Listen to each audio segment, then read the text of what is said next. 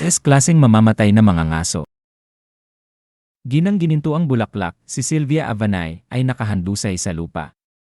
Tinitigan siya ni Kim Gongjae at lumapit habang sinasabi, ang baka na umaani ng kapahamakan. Pakiusap, ipagkaloob mo sa akin ang bagong biyaya. Kapalit nito, iaalay ko ang aking buong pagkatao. Napangisi siya, hindi, gagawin kong magulo ang lahat ng ito, gaya ng nais mo. Upang wasakin ang lahat. Mahusay ako sa mga ganitong bagay. Tumingin si ginang-gininto ang bulaklak, si Sylvia Avanay, kay Kim Gongjae at sumigaw, ito ay paglabag sa ating kasunduan. Sabi mo, ibibigay mo sa akin ang kapangyarihang lumikha ng mga kapalaran. Kaya bakit?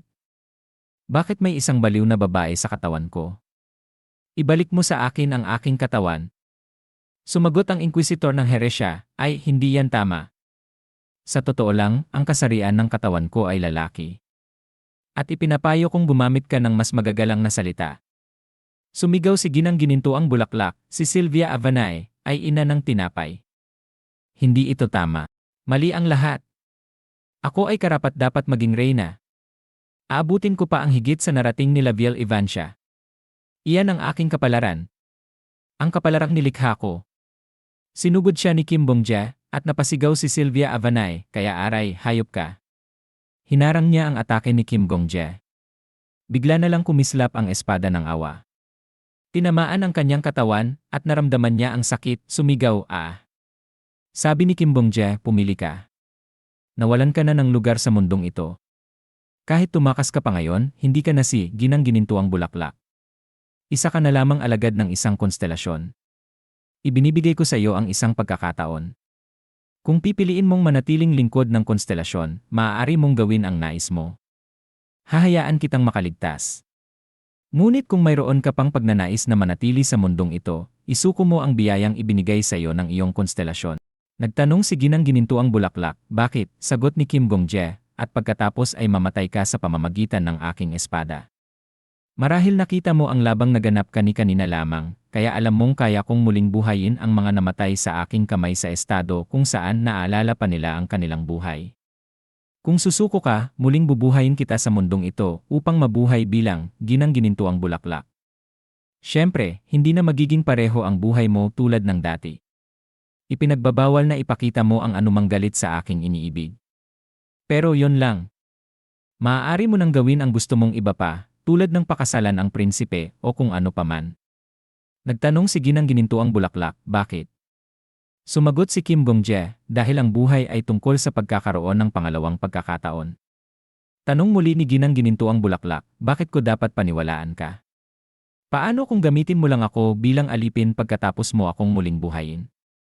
Sagot ni Kim Gongjae, pag-isipan mo. Pag-isipan mong mabuti kung bakit pinili naming angkinin ka at ang iyong mayordomo. Ibinigay mo ang lahat sa iyong konstelasyon. Ang iyong katawan at alaala ay ipinagpalit para sa iyong kahilingan, at dahil dito, ang lugar na dating iyo sa mundong ito ay naging bakante. Pero bakit bakante rin ang posisyon ng iyong mayordomo? Hindi ko rin alam ang buong detalye, patuloy ni Kim Gongjae. Pero naging anyo na ako ng iyong mayordomo noon. Ang napagtanto ko noon ay ang kanyang damdamin para sa iyo ay marangal. Kahit naging reyna ka pa, hindi ka magiging masaya. Napabulala si ginang-gininto ang bulaklak, ano? Sabi ni Kim Gongjae, dahil hindi mo nais maging reyna dahil sa pag-ibig sa prinsipe, kundi dahil gusto mong higitan si Labiel. Sa tingin mo ba ang buhay na nakamit sa ganitong paraan ay magiging maayos? Mahusay ka, pero hindi ka mas mahusay kaysa kay Labiel. Kahit maging reyna ka, ikukumpara ka pa rin sa kanya at mamaliitin habang buhay. Nagmuni-muni si Kim Gongjae, ito ang iniisip ng isang mayordomo, kung hindi naging reyna si ginang-gininto ang bulaklak, sana naging masaya siya. Ang lalaking naging ako ay nakita kung gaano ka miserable buong buhay mo.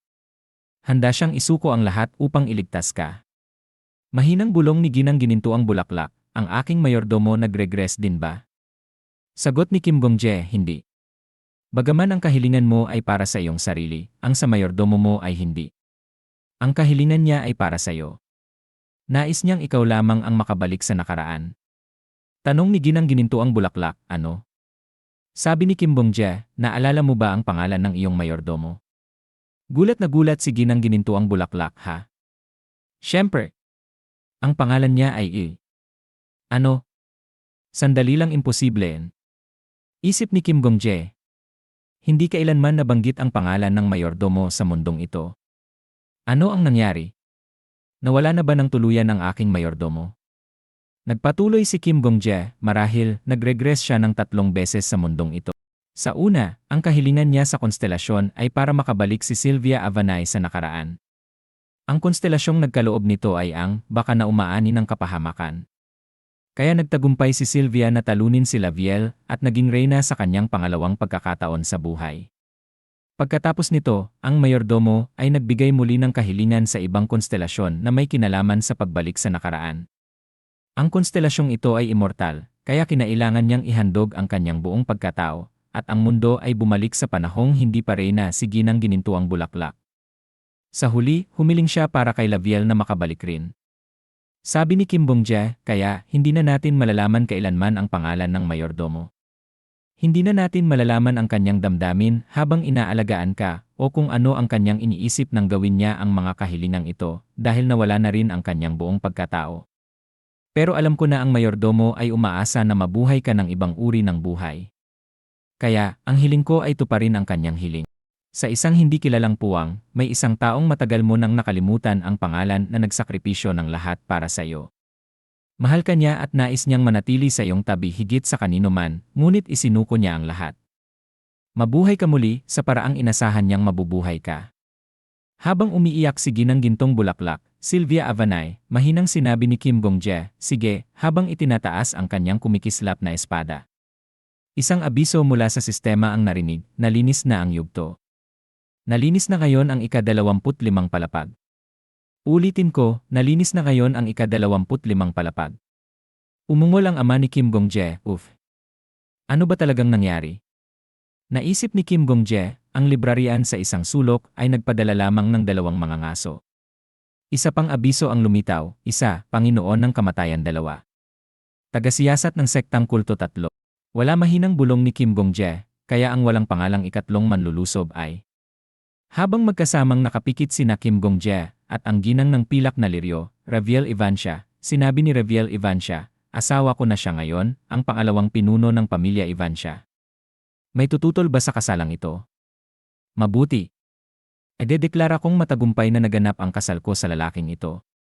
Biglang sumigaw si Anastasia, Panginoon ng Kamatayan. Hindi, Kim Gong-jae. Paano ka nagpakasal nang hindi kami kinonsulta? Tumututol ako sa kasal na ito. Ikaw ang kinatawang mga ngaso ng ating Tor. Ang kasal mo dapat ay gaganapin sa unang palapag ng Tor, sa lungsod ng Babylonia. At dapat itong i-broadcast ng live sa buong mundo. Walang bisa ito. Walang saysay ang kasalang ito. Sinabi ni Sword St. Marcus Kalenbury, una sa lahat, taos puso akong bumabati sa inyo sa matagumpay na paglilinis ng yugto. Ang inyong pag-ibigan nangyari ng napakabilis. Alam kong bastos pakinggan, ngunit kung may maipapayo lang ako sa inyo, ito ay huwag kayong magpakasal. Yenen, sabi ng paladin, Panginoon ng Kamatayan, habang nililinis mo ang tore, naging magulo ang lahat dito. Lahat ay nagtaka kung paano kayong dalawa na in love sa isa't isa. Ngunit nanatili akong nasa panig ninyo, dahil tanging mga nakaranas ng pag-ibig sa unang tingin lamang ang tunay na nakaunawa sa isa't isa. Huwag kang mag-alala. Naiintindihan kita. Kakausapin ko ang pinuno ng Black Dragon Guild para sa'yo. Naisip ni Kim Gong-jae, ano ba ang ibig sabihin ng ekspresyong yon? Hindi ko talaga gets. Sinabi ng ginang ng pilak na liryo, Raviel Ivancia, Gong-jae, mahal ko. Mukhang marami kang kailangang ipakilala sa akin. Mahinang bulong ni Kim Gong-jae, gagawin natin ang pagkilala sa pamilya pagkatapos ng kasal sa imperyo. Tumugon si Raviel Ivancia, hindi ba't inaasahan na yan? Marami sa mga miyembro ng aking pamilya ay naninirahan sa malalayong lugar. Ang seremonya ng kasal ang magtitipon sa kanila, kaya doon magpapakilala ang parehong pamilya sa gabi ng kasal. Sabi ni Kim Gong-jae, naiintindihan ko dahil ang kasal ay unyon din ng 2 pamilya. Dagdag pa ni Raviel Ivancia, at ang kasal natin ay hindi lamang international kundi interworldly pa. Sabi ng ampon na ama ni Kim Gong-jae, hindi ko inakalang dadalo ako sa isang pagpupulong na ganito. Hindi ko alam kung ilang kalapati ang kailangan kong ipadala sa emperador ngayon. Marami akong kailangang iulat sa kanya. Sabi ni Anastasia, tama yan. Hindi rin namin ito inaasahan. Gayunman, ang hindi inaasahang insidenteng ito ay hindi trahedya, isa itong swerte. Naniniwala kaming ang pagsisimula ng ating pagkakakilala sa pamamagitan ng seremonya ng kasal ay isang biyaya. Isang kaganapang dapat ipagdiwang. Sabi ng ampon na ama ni Kim Gong-jae, mga dayuhan kayo na tumawid sa aming mundo pagkatapos ng lahat. Isang bagay na kakaiba at mahirap ipaliwanag sa emperador. Mahirap din itong ipahayag sa aming mga mamamayan. Sagot ni Anastasia, ganap kong nauunawaan ang kalagayan ng inyong bansa. Ngunit nasaksihan din niyo ang pag-atake ng mga nilalang mula sa ibang mundo. Kapag itinanggi ng sangkatauhan ang kanilang pag-iral, isang araw, ang pag-iral mismo ang tatalikod sa sangkatauhan. Iyon ang kinatatakutan ko sa hinaharap. Siya ay napabuntong hininga, tama ka. Salamat. Mukhang pareho tayong may pagkaunawa sa kailangang gawin mula rito. Kahit paabuti ng 5 taon, 10 taon, 20 taon, o higit pa eh. Naisip ni Kim Gong-jae, inakala kong magiging mahirap ang pag-uusap na ito pero mukhang maayos ang simula. Bulong ni Kim Gong-jae, Laviel. Lumingon sa kanya ang ginang ng pilak na liryo, Reviel Ivansha. Sabi ni Kim Gong-jae, may nais akong ipakilalang ilang tao sa'yo. Nabigla si Reviel Ivansha. Mga taong wala rito sa kwartong ito. Tumayo silang dalawa at sinabi ni Kim Gong-jae, mahaba pa ang gabi. Dahan-dahan nating kilalanin ang isa't isa. Gusto kong makilala ang mga tao ng aking asawa kahit sandali lang. Sa labas, sumigaw si Sword Demon, yeah. Ang alak sa mundong ito ay kakaiba. Oh, batang pinuno. Magsimula na ang iyong honeymoon. Tumayo ang iba pang mga kasapi ng kulto at sinabi ni Kim Gong-jae, kalma lang. Mag-enjoy lang kayo. Sabay-sabay silang nagsigawan, binabati ka namin sa kasal mo. Binabati ka namin, batang pinuno. Mabuhay ang demonic faction. Bagay na bagay kayong dalawa, sigaw nila habang itinaas ang kung anuman ang hawak nila. Tinawag ni Kim Gong-jae, Sword Demon, halika rito. Naguluhan si Sword Demon, ha? Nagtawanan ng iba pang kasapi ng kulto. Kita niyo na? Alam kong mapapagalitan siya ng batang pinuno balang araw. Lagi niyang nakakalimutang maging magalang. Ano ba yan, ang tanga talaga? Sinabi ni Kim Gong-jae, Laviel, siya ay kilala bilang ang Sword Demon. Isa siyang alagad ng aking guro. Ang aking guro ang pinuno ng demonic cult. Pinili niya ang 4 na pinaka-exceptional na individual mula sa kulto at tinawag silang ang 4 demonic generals. Isa siya sa kanila. Tumango si ginang ng pilak na liryo, Reviel Ivansha. Naiintindihan ko. Nagpatuloy si Kim Gong-jae, isang simpleng tao siya, yeah. Magaspang ang pananalita at malamig ang kanyang ugali. Hinaplos ni ginang ng pilak na liryo, Reviel Ivansha, ang mga kalamnan ni Sword Demon at sinabi, ipinapakita nito na hindi hinuhusgahan ng iyong guro ang mga tao batay sa kanilang pananalita o ugali. Dahil natagpuan siya sa isang mapanganib na lugar, tiyak na siya ay napakahalaga at mahalaga sa kanya. Ako si Laviel Ivansha, ang dutsesa ng imperyo at asawa ng batang pinuno na iyong pinaglilingkuran. Sana magkasunduan tayo. Medyo naiilang na sinabi ni Sword Demon, sana magkasundo tayo. Tinawag ni Kim Gong-jae, Lunar Shadow Demon, Blood Demon, Spirit Flame Demon, pakilapit din kayo. Ang tatlong ito ang natitirang demonic generals. Kinuha ko sila ng pumanaw ang aking guro. Sinabi ng Lunar Shadow Demon, Spirit Flame Demon, at Blood Demon Squad Captain, ipinapaabot namin ang aming paggalang sa asawa ng aming batang pinuno. Sinabi ni Kim Gong-jae, sila ang mga elite ng elite na hindi nakalimot sa kanilang martial arts, kahit na isinumpa. Ngayon, Hungry Demon, pakilapit. Tumayo si Estelle malapit sa kanila at sinabi, aking Panginoon. Sinabi ni Kim Gong-jae, ang pangalan niya ay Hungry Demon. Isa siyang nilalang na walang pangalan noong ipinanganak. May kakayahan siyang tularan ang anuman na kanyang nilalapa. Isang araw, nakain niya ang isang tao ng aksidente, at pagkatapos ay nagsimula siyang mag-ipon ng mga tao gamit ang kanyang sariling lakas. Matapos niyang mawalan ng mga tao sa kamay ng imperial na hukbo, naging Demon King siya at winasak ang imperyo. Pagkatapos noon, nakipaglaban siya sa akin, ang bayani, at nawala ang kanyang buhay. Pagkatapos, kinuha ko siya. Oh, tama. Mayroon pang isa eh. Ibinulot niya ang kanyang espada at sinabi, ito si Sparkly. Nalilito si ginang ng pilak na liryo, Reviel Ivansha, Sparkly. Tumango si Kim Gong-jae. Siya kumikislap ng sobra. Ang orihinal niyang pangalan ay mas matindi, ngunit niloko siya ng isang masamang tao at siya ay nabilanggo. Hindi ko nais gamitin ang pangalang Goddess of Protection noon, kaya't binigyan ko siya ng palayaw na Sparkly. Kumilos si Ginang ng pilak na liryo, Reviel Evancia, at nag-shake ng ulo. Kailangang pasiguro ng pagpapabuti ang iyong pagpapangalan. Kung ako ang tatanungin, tatawagin ko siya na Brilliance. Biglang umalinggaw ang isang abiso mula sa sistema. Ang Sparkly ay nagpapromise ng katapatan sa asawa ng bayani. Nagpatuloy si Kim Gongjae at hindi mo siya makikita pero may kaibigan ako. Marahil hindi mo siya kailanman makikita. Ang kanyang kalagayan ay medyo kakaiba. Hindi siya makapunta sa harap ng ibang tao. Ang kanyang pananalita ay halos 30 beses na mas marumi kaysa kay Sword Demon, ngunit sobrang lakas niya. Dito ko natutunan ang paggamit ng espada, pati na rin kung paano kontrolin ang aura mula sa kanya. Sinabi ni Ginang ng pilak na liryo, Reviel Evancia, dahil dito, tiyak na isang mahalagang tao siya. Tumango si Kim Gongjae. Kung wala siya, malamang hindi ko kayang labanan ang agos ng panahon. Nagbigay ng malumanay na ngiti si Ginang ng pilak na liryo, Reviel Evancia. Kung ganoon, nararapat lang na magpasalamat ako sa kanya. Naging mas masaya ako mula nang makilala ko si Gongjae. Kung hindi dahil sa iyo, maaaring hindi ko naranasan ang kasiyahang ito. Salamat sa lahat ng ginawa mo para sa kanya upang magkasama tayo ngayon, sabi ni Reviel Evancia. Sinabi ng Sword Emperor, ang batang ito ay isang baliw. Iiwan ko siya sa iyong pangangalan. Sinabi ni Kim Gongjae, Laviel, ito ang lahat ng aking tinatangi. Naisip niya, lahat ng pinahahalagahan ko, ang mga taong binuksan ko ang aking puso at tinanggap. Ang aking pamilya. Biglang hinawakan ni Ginang ng pilak na liryo, Reviel Evancia, ang kamay ni Kim Gongjae, at ipinatong ito sa kanyang dibdib. Sumayaw tayo, mahina niyang sinabi. Nag-atubili si Kim Gongjae, hindi ko pa talaga nasubukang sumayaw. Sana may natira ka pang alaala ng tagapaglingkod. Gamitin mo ito bilang gabay, sagot niya na may ngiti sa kanyang mga labi. Paano kung magkamali ako at matapakan ang iyong mga paa? Patay ako, biro ni Kim Gongjae.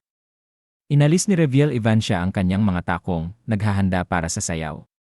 Nabigla si Kim Gongjae at sinabing, Wowly. Ngayon, sumayaw tayo, sabi niya. Habang nagsisimula sila, natapakan nila ang mga paa ng isa't isa, nagtatawanan habang nadadapa. Napabuntong hininga si Kim Gongjae, kita mo? Puno ng kalokohan. Natapakan ko na ang iyong mga paa 3 beses. Walang problema, tugon ni Reviel Evancia, tatapakan ko rin ang iyong mga paa ng parehong bilang. Pantay na tayo, hindi ba? Ngumiti si Kim Gongjae habang nagpapatuloy sila.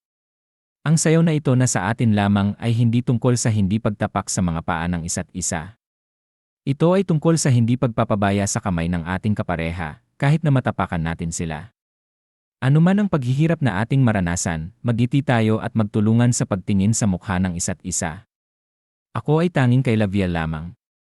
At siya ay tanging akin lamang. Hanggang sa kamilang dalawa ay magkasama, kayang-kaya naming gawing entablado ang anumang mundo. Ang aming susunod na kwento ay magsisimula sa mga mas mataas na yugto kaysa sa narating namin. 15 araw pagkatapos ng pagkikita ng magkabilang panig, habang ang mga natitirang mga ngaso sa aklatan ay nililinis ang mga mas mataas na palapag, nakipagkita ang mga mataas na ranggo sa emperador ng imperyo. Ang tower at ang imperyo ay nagtatag ng ilang lihim na kasunduan.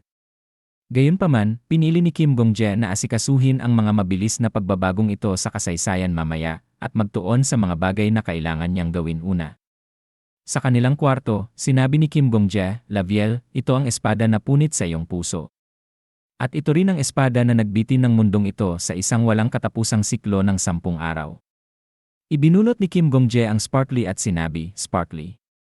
Isang abiso mula sa sistema ang umalingaw-ngaw, sinabi ni Sparkly, bayani. Sinabi ni Kim Gongjae, lapalapin mo ito. Ibinangga ni Kim Gongjae ang Sparkly, at isang matinding liwanag ang kumisla. Isang abiso mula sa sistema ang umalingaw-ngaw, ang diyosa ng proteksyon ay sumanib sa isa sa kanyang mga piraso. Natatakot at nabigla ang espadang panalangin. Sinusubukan ng espadang idolo na kumbinsihin ang espadang panalangin. Sinusubukan ng espadang awa na kumbinsihin ang espadang panalangin. Nagulat ang espadang panalangin sa pagtataksil ng kanyang mga kapwa-espada. Ang espadang panalangin ay umuungol at nagsabing hindi siya maglilingkod. Maingat na nagsalita si Kim Gong-jae, sa palagay ko, nagsisimula na akong maunawaan kung bakit pinatay ni Lefanta ay Jim ang mga konstelasyon. Noong una, hindi ko maintindihan ang dahilan niya, pero may natutunan ako sa mundong ito. Sumasakop ang mga konstelasyon sa ibang mundo at sinusubukang pamunuan ang mga iyon ayon sa kanilang kagustuhan, hindi pinapansin ang iniisip ng mga naninirahan doon. Iba man ang anyo nila, pareho lang sila sa tagapagtala sa sulok. Inilalagay niya ang mga buhay na tao sa loob ng mga kwento bilang mga tauhan upang makialam. Sa aspeto ng paghusga sa mga mundo ayon sa sarili niyang kagustuhan, hindi siya naiiba sa ibang konstelasyon. Sa isang salita abala, isa itong uri ng karahasan. Si Lefanta ay Jim ay isang taong kaya ring saktan ang emperador. Tiyak na marami siyang naging pag-isip sa harap ng kapangyarihan ng mga konstelasyon. Doon siguro nagsimula ang kanyang mga plano. Sa halip na samantalahin ang mga konstelasyon at pagnasaan ang kanilang kapangyarihan, pinili niyang patayin silang lahat. Malamang may konstelasyon din sa mundong ito noon, pero pinatay na rin siguro ni Lefanta ay Jim. Ngunit mali pa rin ang orihinal mong may-ari. Dahil kung wala ng konstelasyon ang isang mundo, panibagong isa ang isisilang upang palitan sila. Sa kontinente kung saan naipi ang diyosa ng proteksyon, lumitaw ang hari ng demonyo ng tag-ulan. Sa mundong ito, lumitaw ang pusong binalutan ng pilak. Sa madaling sabi, hindi niya talaga naresolba ang problema. Umiwas lang siya at nag-iwan ng mas malalaking gulo. Kung hindi ka sang-ayon, sabihin mo ng harapan. Maaaring dumaan niya ang iyong may-ari sa matinding pagsubok, kahirapan, at malalim na pag-iisip bago tuluyang ginampanan ang tungkuling pumapatay ng konstelasyon. Pero isang bagay ang tiyak, kung may sinimulan siya, responsibilidad niyang tapusin iyon. Sa isang mundo kung saan pinatay ng iyong may-ari ang isang konstelasyon, dumating ang walang katapusang taglamig. Ang mga mandirigma roon ay nawalan ng dangal, naging parang mga bangkay na kumikilos. Kahit na marangal ang mga ideal ni Lefanta ay Jim, hindi pa rin mapapatawad ang kanyang ginawa. Dapat niyang panagutan iyon. Habang nabalot ito ng mga pakpak, muling umalingaw ang sistema, ang aking pangalan ay panalangin. Ang orihinal kong tungkulin ay tuparin ang mga panalangin ng tao. Si Lefanta ay Jim ang nanalangin ng ganito. Upang patayin ang lahat ng konstelasyon, upang wala ng paglaruan kailanman. Marangal ang kanyang panalangin, mabigat ngunit dakila. Kaya ibinigay ko ang aking sarili sa kanya. Tao, ano ang iyong panalangin? Sinabi ni Kim Gong-jae, ang huwag tumakas mula sa anuman. Ang huwag umiwas sa mga bagay na nangyayari sa harap ng aking mga mata. Ang huwag magbago. Ang panagutan ng aking mga salita at gawa. Ang huwag basta sumunod sa iniisip ng mundo na tama kung ito ay mali. Hanggat ako'y nabubuhay at may hawak na espada. Umalinggaw ang abiso, Ang daan papuntang impyerno ay madalas ay tila isang landas ng mabubuting hangarin. Ang maaari ko lang gawin ngayon ay basbasan ang iyong mabubuting hangarin. Ngunit ang manatili sa impyerno mong ito kasama ka ay ibang usapan. Ang kakayahan ko ay subukin. Kapag tumagos ako sa puso ng isang tao, masusubok ang kanyang kahilingan. Kung iyon ba talaga ang kanyang hangarin, kung nais ba talaga niya itong matupad, kahit pa may isakripisyo. Ang isinumpa kong kakayahan ay gawin silang sumuko sa sarili nilang kahilingan sa huli. Bagong may-ari, naway umunlad ka sa impyernong ito ng mahabang panahon. Huminga ng malalim si Kim Gong-jae. Hi! Nagtanong si Reviel Ivancia, ang ginang ng pilak na liryo, tapos na ba? Opo, tugon ni Kim Gong-jae. Wala nang mga konstelasyon o pirasong magdadala ng kaguluhan sa mundong ito. Sa ngayon, kahit papaano Tumango si Reviel Ivancia. Ito ay mundong hindi nasakop ng 3 apostol. Makakapagpahinga ka na. Hindi sila ganoon kamangmang para subukang harapin ka muli matapos makita ang iyong lakas. Tumingin ng may pagdududa si Kim Gong-jae. Parang sinabi mo iyan para marinig ko lang. Naramdaman ang tensyon. Dukesa, masyado ka bang nag-isip sa sinabi mo? Tumugon si Reviel Ivancia, magaling ang pandinig mo. Sinabi ko yon para marinig niya. Bumaling siya kay Kim Gong-jae. Patuloy mong pagnilayan ang sarili mong kahangalan. Sigurado akong alam mo kung kanino ka dapat magpasalamat kaya kilala ka ng publiko bilang kaawa-awang maharlika na sinapian ng demonyo. Dapat kang magpasalamat na ang tanging parusa mo ay ang yumuko at maglingkod sa akin. Napangiwi si Kim Gong-jae. Kapag nakita kong sapat na ang iyong pagsisisi, gagamitin ko ang aking koneksyon sa templo para ibalik ang iyong dangal. Hanggang sa araw na yon, manahimik ka at maglingkod sa akin at sa aking asawa. Lumambot ang boses ni Reviel Evancia. Magpasalamat ka ng higit sa aking asawa, na pinayagan kang mabigyan ng panibagong pagkakataon sa buhay. Nagmuni-muni si Kim Gong-jae sa sarili, ito ang wakas na ako mismo ang lumikha. Bumaling siya kay Reviel Evancia. Laviel, tutungo na ako sa susunod na yugto. Sige, tugon niya na may banayad ng ngiti. Gusto ko sanang sumama at makita ang iba pang mundo, pero pareho tayong may tungkuling kailangang gampanan. Maging malaya ka roon, Gong-jae. Kapag napagod ka at kailangan ng ginhawa, bumalik ka lang anumang oras. Nandito lang ako. Kim Gong-jae ay tumango. Sige, pero kung ayos lang sa'yo, gusto kong magtayo ng bahay para sa atin. May lupa ako sa ika-20 palapag ng Tor. Balak kong doon ito itayo. Lumaki ang mga mata ni Reviel Evancia. Wow, mukhang magiging pangunahing tahanan natin iyon sa susunod. Sa bahay na yon, hindi na ako magiging Dukesa Evancia. Ako'y magiging kapareha mo lang. Ngumiti si Kim Gong-jae. Aabangan ko yan.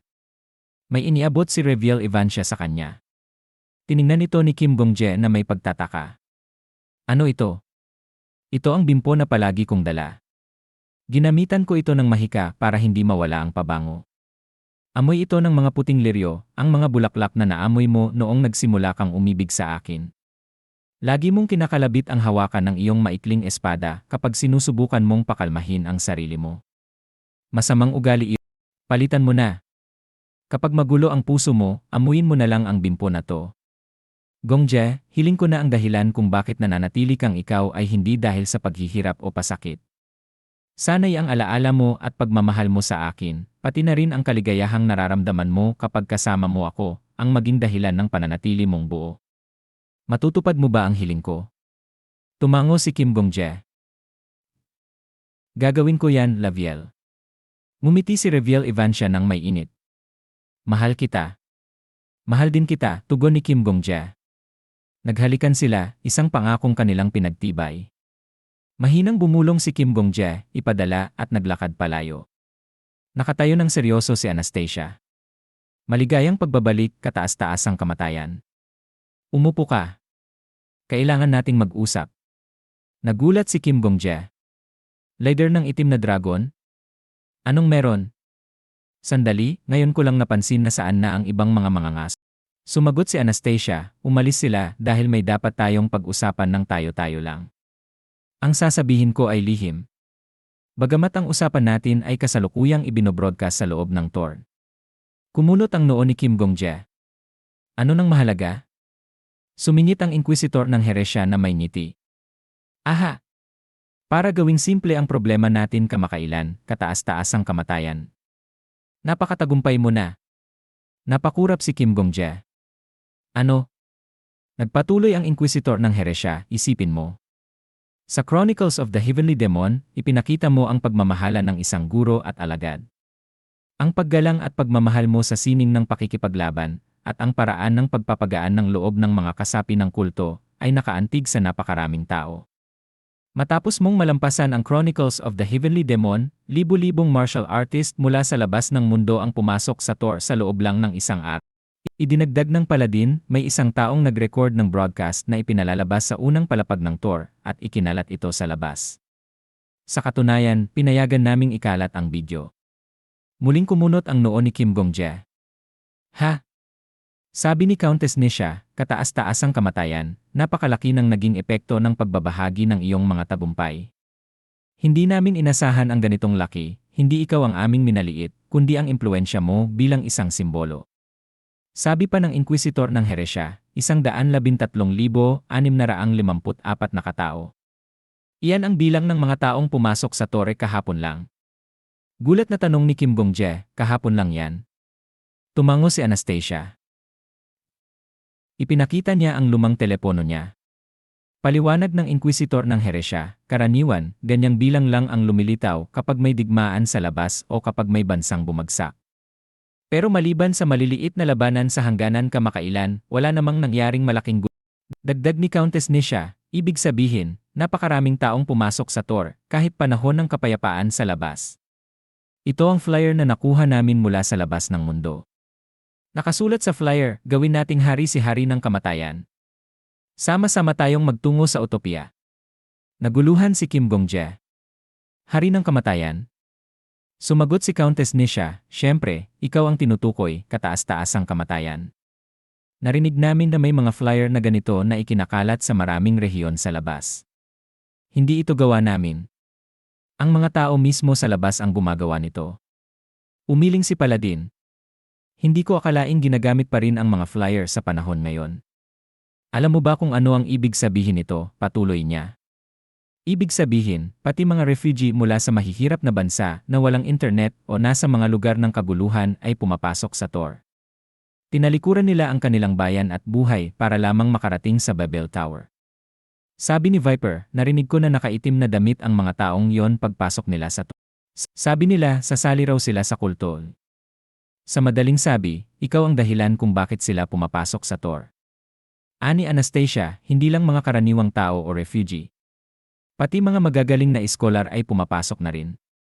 Sabi nila, gusto nilang tumulong sa pagbuo ng bagong lipunan sa loob ng tour. Gong-jae, hindi mo lang basta nilampasan ang isang yugto. Gusto ng mga tao sa buong mundo ng isang bayani. Ang tapang na humarap sa pagsubok, ang paggalang sa sangkatauhan, at ang tapat na pag-ibig. Walang ibang mas nagpapasigla sa tao kundi ang bayani na may lakas ng loob para maging mabuti at tama. Ikaw na ngayon ang aming Ipinakita niya ang ranking, pang-araw-araw na ranggo ng mga mangangaso, ranggo 1, banal na espadachim ranggo 2, kataas-taasang kamatayan ranggo 3, leader ng itim na Dragon Guild ranggo 4, interogador ng kulto ranggo 5, konde ranggo 6, viper ranggo 7, tagasalin ng Babel ranggo 8, mandirigmang malawak ang saklaw ranggo 9, banal na kabalyero mahinang bulong ni Kim Gong-jae sa sarili. Ranggo 2 sa ranggo ng mga mangangaso ito ang bagong ranggo na ibinigay sa akin. Nang tour ni ngumiti si Anastasia. Ano sa palagay mo, kamatayang kataas-taasan? Handa ka na bang maging hari namin?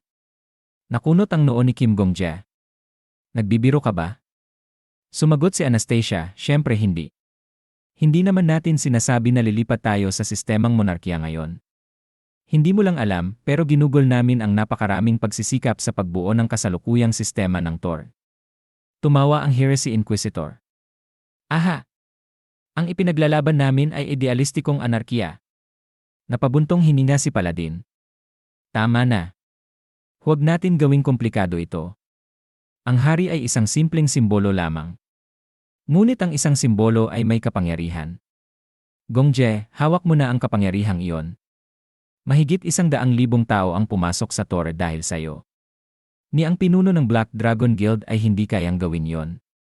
Wala pang mangangaso sa tour ang nakagawa niya. Noon, hindi natin kayang tumanggap ng ganoong karaming tao dahil sa kakulangan ng pagkain. Pero ngayon, sapat na ang lupa at rutang pangkalakalan natin. Bagamat hindi ito magiging madali, kakayanin pa rin natin ang pakainin silang lahat. Dagdag pa ni Countess Nisha, at ang pinakamahalaga sa lahat, nakakuha na tayo ng karanasan. Hindi sa pagmamayabang, pero lahat ng pinuno ng mga guild na narito ay namuhay sa gitna ng kaguluhan. Eksperto kaming lahat sa pagharap sa mga panahong puno ng kaguluhan.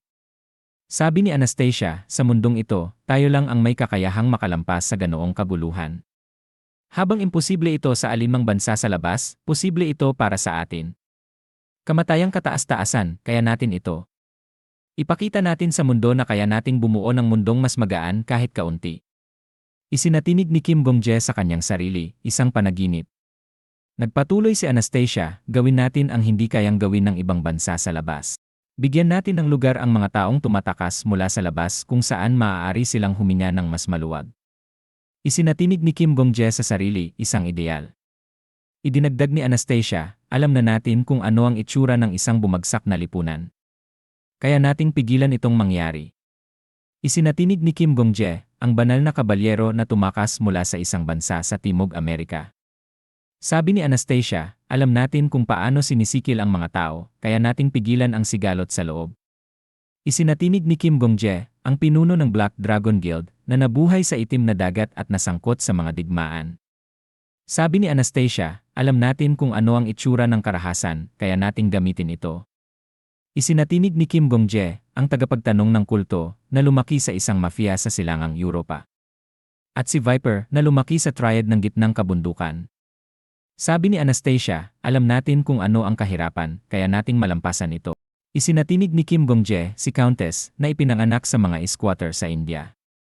Nagpatuloy si Anastasia, ipakita natin sa mundo na kaya nating bumuo ng mas mabuting mundo, kahit kaunti. Isinatinig ni Kim Gong-je, ako ang nagbago sa lahat ng taong ito. Noong ang Flame Emperor ang palaging nasa unang ranggo, nanatiling Thor lamang ang Babel Tower. Isa itong paraiso ng mga kriminal at mga bilanggo na may hatol na kamatayan. Noon, laging malamig at patay ang mga mata ng pinuno ng Black Dragon Guild. Ngayon, nakikita ko ang mundong pinangarap ni Master. Kaya kong baguhin ang mundo. Sinabi ni Kim Gong-je ng malakas, pakiusap, sabihin niyo kung ano ang kailangan kong gawin. Ngumiti si Anastasia ng may init, kailangan mo lang manatiling ikaw. Iyon ang pinakamahalaga. Tungkol sa politika, tuturuan ka namin dahan-dahan. Dagdag pa niya na may bahagyang tawa, ahaha, kung mukhang nalilihis ka na sa daan, babawiin lang namin ang kapangyarihan mo, kaya ikaw lang ang kailangang maging mukha ng lahat. Napabuntong hininga si Kim Gong-je, hindi ko na itatanggi. Pero kung pwede ko lang ipasa ang posisyong ito sa iba, agad-agad ko itong gagawin. Gusto niyo bang sabihin ko sa inyo kung ilang mararahas na krimen ang nangyayari araw-araw? At napakaraming krimeng may kaugnayan sa relihiyon din. Sa huling 10 araw isinatinig ni Kim Gong-je, ang mahalaga ay manatili akong totoo sa sarili ko. Bigla niyang napansin si Humustra na nagtatago sa likod ng mga libro. Tinawag ni Kim Gong-je, tagapamahala ng aklatan. Pakiusap, lumapit ka muna rito. Nag-aatubiling tumugon si Humustra, pero ayos lang ba na makalapit ako sa inyong harapan? Isa lamang akong hamak, ituring niyo na lang akong alikabok na palutang-lutang sa aklatan. Matatag na sagot ni Kim Gong-je, tigilan mo ang kalokohang yan, lumapit ka na lang. Nag-atubili si Humustra sandali pero lumapit din, Sabi ni Kim Gong-je, pakikuha ang aklat na magiging susunod nating yugto. Napakurap si Humustra, anong klaseng katapusan ng mundo ang gusto mo? Buong paniniwalang sagot ni Kim Gong-je, isang kwentong pambat. Napaatras si Humustra, sa lahat ng mga katapusan ng mundong mayroon tayo, iisa lang ang kwentong pambata, ang mga kordero ng sakripisyo at ako. Pakiabot ito sa akin. Napabuntong hininga si Humustra, Jenen, kay laking kapalaran. CJ. Ito na ang katapusan ng mundong iyong hinihiling. Isang notifikasyon mula sa sistema ang lumitaw, ang mga kordero ng sakripisyo at ako, genre, kwentong pambata antas ng hirap, antas bilang ng tao, 2 o higit pa sa kasalukuyan, ang serye ay kinansela. Panimula, nakatuklas ang sangkatauhan ng isang utopya na gumagana sa isang espesyal na enerhiya, ang mga sigaw ng mga inosenteng bata. Gamit ang maingat na na-develop na mga teknik ng pagpapahirap at mga paggamot para mapahaba ang buhay, nakakakuha sila ng 5 taon ng sigaw mula sa bawat bata. Isang bata kapalit ng 17 milyong buhay. Napaka-epektibo. Dahilan ng pagkansela, pagkatapos ng 118,000 taon mula nang itatag ang utopya, naubos na ang lahat ng inosenteng bata at nawalan ng lakas ang utopya. Ang mga kordero ng sakripisyo at ako isinatinig ni Kim Gong-je, isa itong katapusan ng mundo na agad na tumimo sa puso ko mula sa unang sulyap. Sinabi ni Kim Gong-je, mga kasama, gusto kong piliin ang katapusan ng mundong ito bilang ating susunod na yugto. Tumaas ang kilay ni Anastasia, isang aklat na kwentong pambata. Paumanhin, pero malamang wala tayong mapapakinabangang yaman o lupa mula sa kwentong pambatang iyan. Antasa rin ang hirap. Kailangan ba talaga nating malampasan ito? Matatag na sinabi ni Kim Gong-je, kailangan natin ito. Hanggang ngayon, pinipili natin ang mga apokalipse base sa kung gaano sila kapaki-pakinabang para sa Thor. Ang mga lihim na manual ng sining ng pakikipaglaban sa The Chronicles of the Heavenly Demon ay nagpapalakas sa kakayahan ng Thor sa pakikipaglaban. Ang pakikipag-ugnayan natin sa na mundo ay magpapataas din ng malaki sa ating teknolohiya. Ang mga yaman at teknolohiya ay hindi lang ang mahalagang kayamanan, dagdag niya. Interogador ng kulto, ikaw na rin ang nagsabi. Daang libong tao ang pumapasok sa Thor araw-araw. Tumango ang Heresy Inquisitor. Nagpatuloy si Kim Gong-je, ang kailangan natin ngayon ay isang bagay na magpapakalma sa atin. Sumang-ayon ang Heresy Inquisitor, sumasang-ayon ako, pero hindi ba't iyon ang dahilan kung bakit ka namin ginagawang hari? Ikaw ang magiging sentro. Paghahanda kami ng angkop na titulo para sa iyo sa lalong madaling panahon. Umiling si Kim Gong-jae. Hindi gagana ang mga ganyang pakulo. Dahil hindi lang ako ang kailangan. Kailangan din ang suporta ng mga tao ang bawat isa sa atin. May punto ka. Pero paano mo ito nalalaman? Sumagot si Kim Gong-jae, may orihinal na kasalanan tayong lahat. Gumawa tayo ng masasamang bagay sa ngalan ng pagtatapos ng kabuluhan sa loob ng Tor. Paumanhin, pero kung moralidad ang pag-uusapan, hindi talaga tayo karapat-dapat. Tumango si Anastasia ng seryoso. Tama siya. Sobra na ang mga kasalanang nagawa natin para maging sagisad. Sabi ni Kim Gong-jae, kailangan nyo lang gumawa ng kabutihan mula ngayon. Hindi pakiusap, gawin nyong maayos ang trabaho nyo. Isa tayong koponan. Hindi ko kayang lutasin ang mga problemang panrelihiyon gaya ng interogador ng kulto. Hindi ko rin kayang harapin ang mga siga gaya ni Viper. Politika, ekonomiya, seguridad ng publiko, hindi ko kayang gawin ang mga trabaho nyo ng mas mahusay kaysa sa inyo. Naisip ni Kim Gong-jae, pero may tiwala akong kaya kong pagsamahin ang lahat. Sinabi niya ng malakas, hindi ko kayo pagtataksilan. Pwede kayong magtiwala sa akin. Kung may problema sa pagitan nyo, ako ang magiging tagapamagitan. Kung kailangan ng pag-uusap, ako ang magbubukas ng usapan. Pakiusap, magtiwala kayo sa akin at maging isang koponan. Tulad ng sinabi nyo, wala ngang kahanga-hangang yaman sa apokalipsi na ito at wala ring matabang lupain. Pero may sakripisyong hindi natin pwedeng palampasin. Naisip ni Kim Gong-jae, hindi pwedeng hayaan ang ganitong sakripisyo.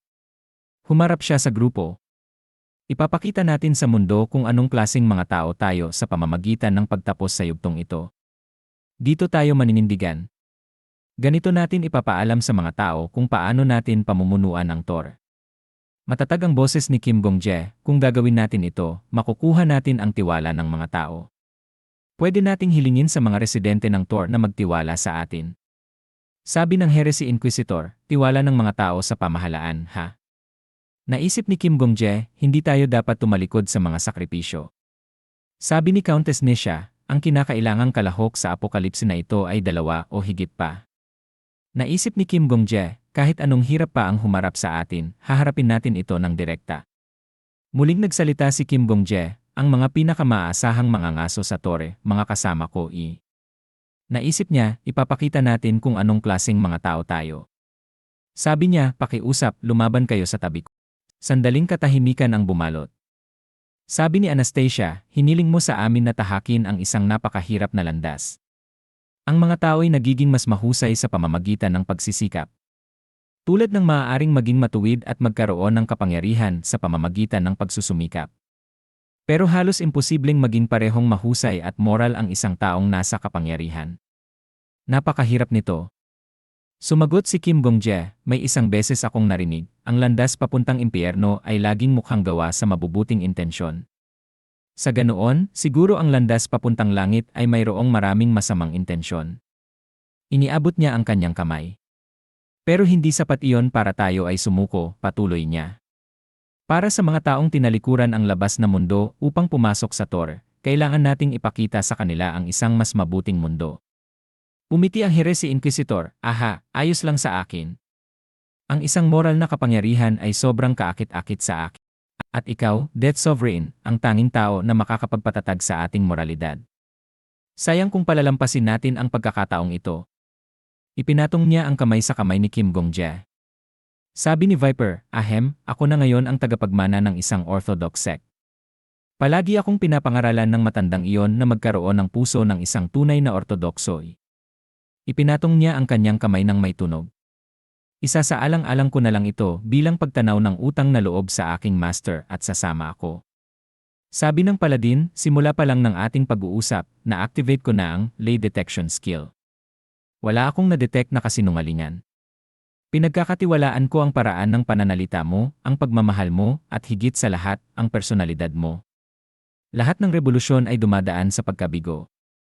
Sa ganoon iniaalay ko ang aking buhay at kaluluwa upang maging ang ating revolusyon ang pinakamagandang kabiguan. Ipinatong niya ang kamay niya. Sabi ni Countess Nisha, hindi ako sang-ayon sa usapin ng mga refugee, pero ayos lang. Isa akong taong sumusunod sa nakararami. Umaasa akong hindi mababangkrap ang stock na pinuhunan ko ng malaki.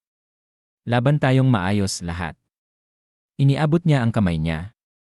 Sabi ni Anastasia, hindi ko kayang mangako ng maraming bagay. Hindi ko kayang garantiyahan ang tagumpay ninyong lahat, at hindi ko rin kayang talikuran ang mga paraan na ginamit ko noon. Pero kung tayo'y mabigo at kailangang may mamatay sa atin, ako ang unang mamamatay. Ipinapangako ko yan. Ipinatong niya ang kamay niya sa ibabaw ng lahat. Sabi ni Kim Bong-jae, ako rin ay nangangako. Hinding-hindi ko hahayaang may mamatay sa inyo, saan man o kailanman. At dito na nagtatapos ang video natin ngayon. Maraming salamat sa panonood, sobrang na-appreciate ko kayo lahat. Kung nagustuhan nyo ang content, huwag kalimutang i-like at mag-subscribe para hindi nyo ma-miss ang susunod na mga videos. May gusto kayong sabihin o may tanong? Mag-comment lang sa baba, gusto kong marinig ang opinyon nyo. Hanggang sa susunod mga kagoto. Stay awesome, stay curious, at kita-kits sa next video.